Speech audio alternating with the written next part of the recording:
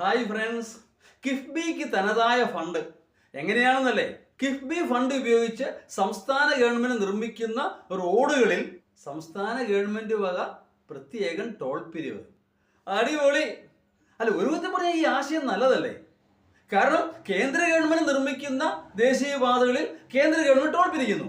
അപ്പോൾ പിന്നെ സംസ്ഥാനം നിർമ്മിക്കുന്ന റോഡുകളിൽ സംസ്ഥാന ഗവൺമെന്റ് ടോൾ പിരിക്കാം, സ്വാഭാവികം. അപ്പോൾ പിന്നെ തദ്ദേശ സ്ഥാപനങ്ങൾ നിർമ്മിക്കുന്ന റോഡുകളിലോ തീർച്ചയായിട്ടും അത് ഉണ്ടാവണമല്ലോ. കോർപ്പറേഷൻ വക ടോൾ പിരിവ്, ജില്ലാ പഞ്ചായത്ത് വക ടോൾ പിരിവ്, മുനിസിപ്പാലിറ്റി വക പഞ്ചായത്തുകൾക്കും ടോൾ പിരിക്കാം. എന്താ കുഴപ്പം?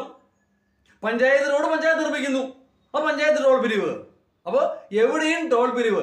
ടോൾ പിരിവ് കാരണം പുറത്തിറങ്ങാൻ പറ്റാത്ത അവസ്ഥ സംഭവിച്ചേക്കാം ഭാവിയിൽ. ഇങ്ങനെയാണെങ്കിൽ അപ്പോൾ കേരളം വീണ്ടും ഒന്നാമതായി തീരും. ഇന്ത്യയിലെ മാത്രമല്ല, ലോകത്തിലെ തന്നെ എവിടെ തിരിഞ്ഞങ്ങ് നോക്കിയാലും അവിടെ എല്ലാം സർക്കാർ വക ടോൾ പിരിവേ.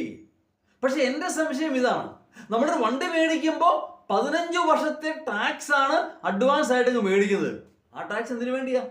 റോഡ് ഉപയോഗിക്കാൻ വേണ്ടിയല്ലേ? അപ്പൊ പിന്നെ റോഡ് ടാക്സും ടോൾ പിരിവും രണ്ടും പ്രത്യേകം വേണോ? രണ്ടും ഒന്നല്ലേ?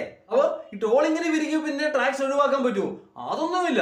15 വർഷം ടാക്സ് പിരിവിന് പകരം 30 ആക്കാമെന്ന് ഇപ്പൊ ആലോചിക്കുന്നത്. വേറെ ടാക്സ് പിരിക്കാൻ വകുപ്പില്ലപ്പാ. കാരണം പിരിക്കാവുന്നിടത്തെല്ലാം ടാക്സ് പിരിച്ചു കഴിഞ്ഞു. ഈ ടാക്സ് ചുമത്താൻ, നികുതി ചുമത്താൻ വേറൊരു വഴിയും ഇല്ലാത്തതുകൊണ്ടാ ഇങ്ങനെ.